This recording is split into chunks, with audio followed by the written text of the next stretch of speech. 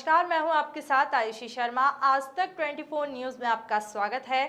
आइए रुक करते हैं आज की ताजा खबरों की ओर। प्रदेश के कृषि और जिले के प्रभारी मंत्री कमल पटेल शनिवार को खरगोन में मुख्यमंत्री सामूहिक कन्या विवाह योजना के अंतर्गत आयोजित सामूहिक कन्या विवाह में शामिल हुए। इस दौरान उन्होंने संबोधित करते हुए कहा, हम बहुत भाग्यशाली हैं जो हम एक नहीं बल्कि 51 कन्याओं का कन्यादान कर रहे हैं। हमारे धर्म में लिखा है कि अगर हमने मनुष्य जीवन जिया और कन्यादान नहीं किया तो हमारा जीवन निरर्थक है और उसे स्वर्ग में स्थान नहीं मिलता है। जिसकी बेटी नहीं होती है वो बेटी गोद लेकर या भांजी या तुलसी का विवाह कर उससे अपना जीवन को धन्य बना लेते हैं।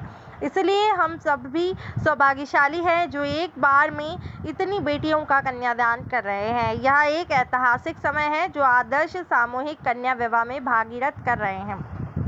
यह सौभाग्य हमें मध्य प्रदेश शासन की योजना और प्रदेश के मुख्यमंत्री की बदौलत मिलता है। नवविवाहितों की झोली खुशियों से भर दें।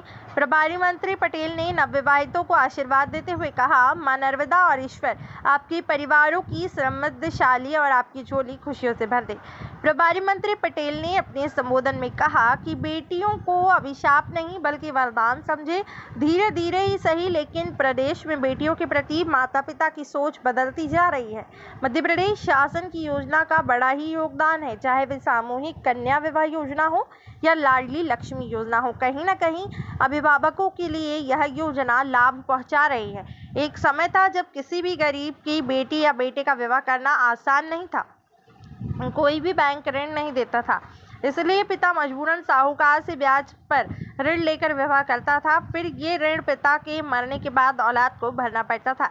ऐसी स्थिति में पूरे परिवार का जीवन बदल देती थी। संस्कृति में कहा गया कि एक कन्या का विवाह करने से व्यक्ति का जीवन सार्थक भी होता है और ये लोग और परलोक सुधरता, स्वर्ग में स्थान मिलता है। जिसकी बेटी नहीं होती है वो ब्राह्मण गरीब की बेटी का कन्या विवाह कराता है, भांजी का विवाह कराता है या फिर तुलसी विवाह कराता है, तब जाकर उसका जीवन सार्थक होता है। हम कितने सौभाग्यशाली हैं कि हम कितनी कन्याओं का विवाह कर रहे हैं, कन्यादान कर रहे हैं। मैं अपने आप को बहुत सौभाग्यशाली समझता हूँ कि आज मैंने 51 कन्याओं का विवाह हो रहा है। सभी 51 कन्याओं के पैर छूकर उनके पूजा करके उनको प्रणाम करके उनका आशीर्वाद दिया, उनको कन्यादान किया। ये हमारे लिए सौभाग्य की बात है। तो कितना पुण्य है, और ये पुण्य जो मिल रहा है सिर्फ शिवराज सिंह चौहान को या कमल पटेल को या भारतीय जनता पार्टी के जनप्रतिनिधि उनको नहीं मिल रहा, बाकी उन सबको मिल रहा है जिन्होंने कमल के फूल की बटन दबाई और कमल का फूल खिलाया, जिसके कारण सरकार बनी प्रधानमंत्री नरेंद्र मोदी जी। और इसके कारण आज पूरे देश के अंदर परिवर्तन आ रहा है, गरीबों के मकान बन रहे हैं, स्वच्छ हो रहा है, जितने भी अच्छे पुण्य कार्य हो रहे हैं उसके लिए जनता की भागीदारी, सही जगह वोट दिया उसका परिणाम है। और इसलिए मैं उनके चरणों में प्रणाम करता हूं, उनको बधाई देता हूं, प्रदेश की जनता को जिन्होंने कमल खिलाया, जिसके कारण ये व्यवस्था हुई। नहीं तो कांग्रेस ने 60 साल राज किया, कहीं होता था क्या?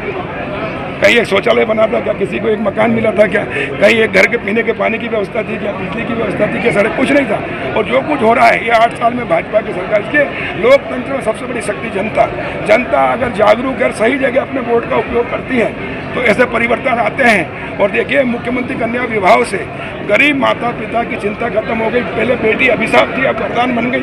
अब बेटी के पैदा होने से नाक नहीं सिकुड़ती महिलाएं, बल्कि खुशियां मनाती हैं, क्योंकि पैदा होने से लेकर लाडली लक्ष्मी, जननी सुरक्षा, मुख्यमंत्री कन्या विवाह, गाँव की बेटी योजना, हर तरह की योजनाओं का लाभ मिल रहा है। सरकार ने जिम्मेदारी ली है और इसलिए हम अपने आप को बहुत सौभाग्यशाली समझते हैं कि इतनी कन्याओं का कन्यादान करने का अवसर हमको मिला, आप सबको भी मिला। आप सबको बहुत बहुत बधाई।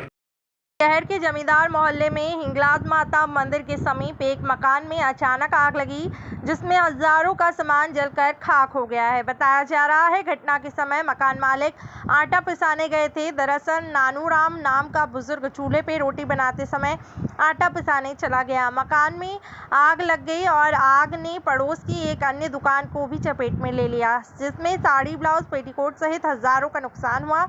रहवासियों की मदद से दमकल की गाड़ियों को बुलाकर आग पर काबू पाया गया है और इस दौरान पीड़ितों ने शासन प्रशासन से उचित मुआवजे की मांग। पड़ोसी नानूराम है, वो चूल्हे पर रोटी सेक रहे थे और अचानक उनके क्या चूल्हा जलता छोड़ गए, भगवान जाने क्या हुआ। और वो आटा पिसाने घर निकल गए, घर से बाहर, और अचानक आग लगी। हमको भी नहीं पता चला कि आग लग गई। आग लगी और आग ने हमारे घर दुकान की भी छत में आग पकड़ ली और बहुत सारी आग लगी। और यहाँ हमारी दुकान में रखे हुए कपड़े ब्लाउज पीस, साड़ियाँ, नकद भी था 20,000 रुपये, इसमें से भी बहुत सारा पैसा बहुत अभी तो आकलन लगाना मुश्किल है। कम से कम ये मान के चलो कि 50,000 का समथिंग कन्फर्म हुआ है हमारा। नानूराम का बर्तन वगैरह सब पूरा। नानूराम के यहाँ भी बहुत गहरी आग लगी, वहाँ भी 2 बम्बा मोटर आई थी, दमकल की 2 गाड़ियाँ आई, उसकी भी नकद राशि पड़ी थी, उसकी भी जल गई, उसका भी बहुत काफ़ी नुकसान हुआ है। क्या मांग करते हैं प्रशासन? हम ये चाहते हैं कि प्रशासन से हमें अच्छा सहयोग मिले कि ये फिर से एक तो पहले ही हम कोरोना काल कर्फ्यू, उसके बाद अभी भी धंधे पानी कैसे हैं आप खुद ही जानते हैं। क्या नाम है आपका? अरविंद रमेश चंद भावसार।